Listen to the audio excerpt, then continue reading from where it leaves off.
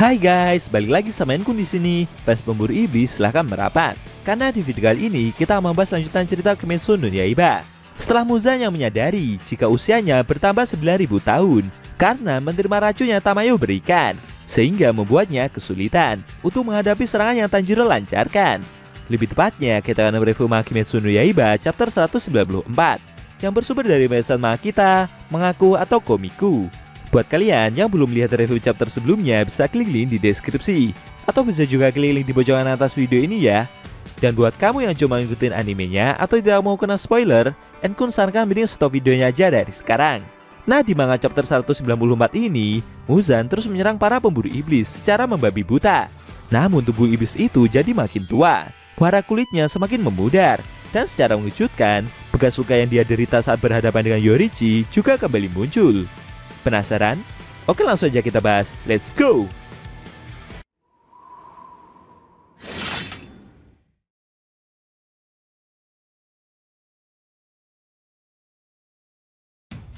Pada awal scene, kita dibilangkan Yushiro bersama tim penolong yang berlari di sekitar area pertempuran. Mereka berusaha untuk memberikan bantuan kepada para pendekar pedang yang masih bertarung melawan Muzan. Tidak lama kemudian, mereka menemukan kucing iblis milik Tamayo-san yang sebelumnya terkena serangan dari iblis tersebut. Yushiro segera menyatukan tubuh kucing itu. Murata dan rekannya pendekar pedang merasa kagum dengan kemampuan yang kucing itu miliki, karena hewan tersebut masih bisa bertahan hidup meski sudah mengalami luka yang separah itu. Yushiro bercerita jika dia telah mengubah hewan tersebut menjadi iblis, tepatnya sebelum pertempuran besar ini dimulai. Kemudian dia memarahi kedua pendekar pedang tersebut. Kenapa mereka semua malah melamun dan tidak segera menolong orang-orang yang terluka. Beberapa saat kemudian, mereka pun menolong para pemburu iblis itu. Dengan begitu paniknya, Murata mengomali Kakushi yang menolong Kanao, karena sebelumnya dia lupa memberikan serum obat kepada Inosuke, Zenitsu, dan gadis itu. Sedangkan Yushiro sendiri berusaha untuk mengobati Himejima Kyomei yang juga menerima luka fatal. Dia berusaha untuk menutup setiap luka yang pilar batu itu terima. Menurut Yushiro, meski pilar batu tersebut sudah sadarkan diri, namun pendarahan dan kurangnya keseimbangan akan membuatnya kesulitan untuk bergerak lagi. Dia prihatin karena Himejima sudah tumbang, padahal matahari terbit masih 50 menit lagi. Dengan begitu, kemungkinan besar Tanjiro yang masih bertarung sekarang juga tidak akan mampu untuk bertahan seorang diri. Sambil membayangkan Nona Tamayo, Yushiro meneteskan air mata dan memohon agar Tanjiro mendapatkan perlindungan. Di lokasi pertempuran sendiri, cambuk-cambuk tentakel milik Muzan yang awalnya berwarna merah telah berubah warna menjadi putih pucat. Meski begitu, kecepatan serangannya iblis itu lancarkan masih sangat cepat. Tanjiro sendiri masih bertahan dengan melancarkan pernafasan mataharinya. Efek serangan cambuk-cambuk tersebut membuat area sekitar mengalami kerusakan yang cukup parah.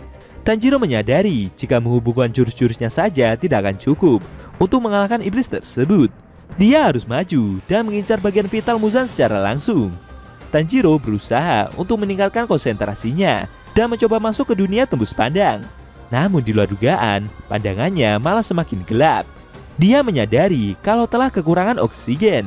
Dengan kondisi yang semakin sesak, Tanjiro berusaha untuk tenang dan mencoba untuk mencium bau iblis tersebut. Sayangnya karena kondisinya memburuk, membuat Tanjiro kesulitan untuk mempertahankan kuda-kudanya. Tapi di saat Muzan yang terus melancarkan serangannya, dengan sigap, Tanjiro segera diselamatkan oleh Obanai yang berlari menjauhi area pertempuran.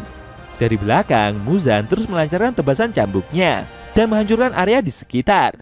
Melihat kejadian itu membuat Muzan begitu kaget. Kenapa pilar ular tersebut masih bisa bertahan hidup?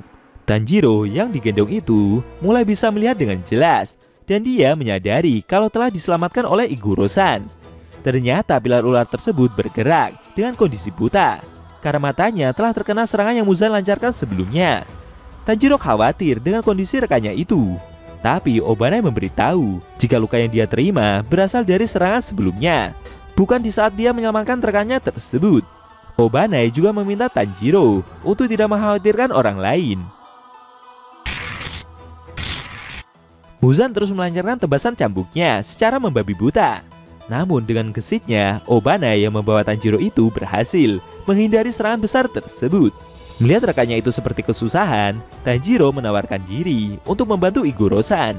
Tapi ular tersebut memberitahu jika dari awal mata kanannya memanglah lemah dan dia kesulitan untuk melihat menggunakan matanya tersebut. Tapi dia tidak merasa perlu bantuan dari pendengar pedang itu karena dia masih memiliki ular putihnya. Ketika dia berencana untuk melepaskan Tanjiro yang sudah mulai membaik, tiba-tiba dari belakang Muzan mengejar mereka dan melancarkan cambuk-cambuk iblisnya. Tanjiro yang berhasil menghindar itu meneriaki rekannya tersebut. Efek cambuk iblis yang Muzan lancarkan membuat seluruh gedung di sebelahnya mengalami kehancuran dalam skala besar. Tanjiro yang masih melayang di belakang Muzan berusaha untuk membantu pilar ular tersebut. Lalu dia melancarkan pernafasan mataharinya. Sedangkan Obana yang mau diserang oleh Muzan mendapat bantuan penglihatan dari ularnya itu. Dan dengan sigap dia melancarkan pernafasan ularnya untuk melindungi diri.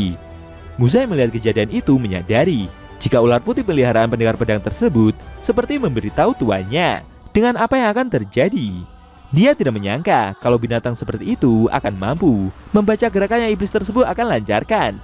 Ketika Muzan masih terus berusaha melancarkan cambuk-cambuk iblisnya, Kabumaru, yaitu ular milik Obanai, kembali memberi instruksi. Lalu Tanjiro dan Obanai mengkombinasikan pernafasan mereka demi menahan serangan yang iblis itu lancarkan. Muzan semakin emosi karena harusnya dia bisa membunuh kedua manusia yang terluka itu dengan cepat. Namun karena efek obat penuaan yang Tamayo berikan, membuatnya kesulitan untuk kembali ke kondisi normal. Sebenarnya iblis tersebut juga sedang berusaha untuk menghilangkan efek obat yang dia rasakan. Tapi di saat yang bersamaan, dia malah semakin kehilangan kekuatan. Meski begitu, Muzan masih dapat mendarkan serangan dengan skala kehancuran yang cukup besar. Tanjiro yang menghindari serangan itu merasa jika berkat rekan-rekannya yang lain telah membuat Muzan jadi semakin lemah. Bau iblis itu juga mulai berubah. Namun meski begitu, kekuatan yang iblis tersebut miliki masih terlalu besar. Yang bisa dia lakukan untuk saat ini adalah berusaha agar tubuhnya tidak kekurangan oksigen. Meskipun itu membuat Tanjiro sendiri jadi semakin kesulitan untuk masuk ke dunia tembus pandang. Walaupun pertarungan menjadi 2 lawan 1, tapi tetap saja Muzan masih sangat sulit untuk mereka hadapi. Tanjiro berpikir untuk mencari solusi agar bisa keluar dari situasi ini. Obanai sendiri juga masih berusaha untuk bertahan dengan menghindari serangan yang iblis itu lancarkan. Namun tidak lama kemudian, Tanjiro melihat dan merasa jika tubuh Muzan seperti mengalami perubahan. Iblis itu juga ikut kaget. Perlahan, bekas luka seperti sayatan pedang semakin menyelimuti sekujur tubuhnya. Tanjiro yang melihat hal itu menduga jika luka tersebut seperti bekas luka lama. Dia pun menyadari jika luka itu adalah bekas tebasan dari Yorichi-san di masa lalu. Menurutnya, walau sudah ratusan tahun berlalu, luka itu seperti tidak pernah bisa Muzan sembuhkan. Yorichi-san seperti telah berhasil membakar sel-sel milik iblis tersebut.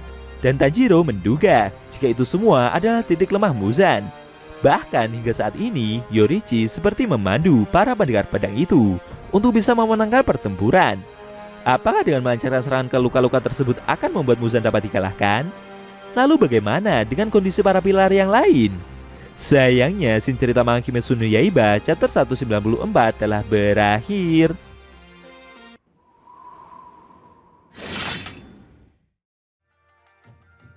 Oke guys, itu tadi review manga Kimetsu no Yaiba chapter 194 yang intinya memperlihatkan Muzan yang semakin menua sehingga membuat luka lama yang dia derita saat bertarung melawan Yorichi di masa lalu kembali muncul. Bagaimana menurut kamu? Jangan lupa tinggalkan komentar kalian ya. Kalau mau nonton review sebelum atau selanjutnya bisa klik link di deskripsi. Linknya udah mimin taruh di sana kok. Buat kalian pengen nonton review manga Kimetsu no Yaiba secara maraton, bisa klik link di deskripsi juga ya guys. Oke? Tekan like kalau suka sama video ini dan dislike kalau nggak suka. Jika ada kata-kata dari Enku yang kurang pas, Enku mohon maaf. Dan sampai bertemu di video review manga Kimetsu no Yaiba selanjutnya.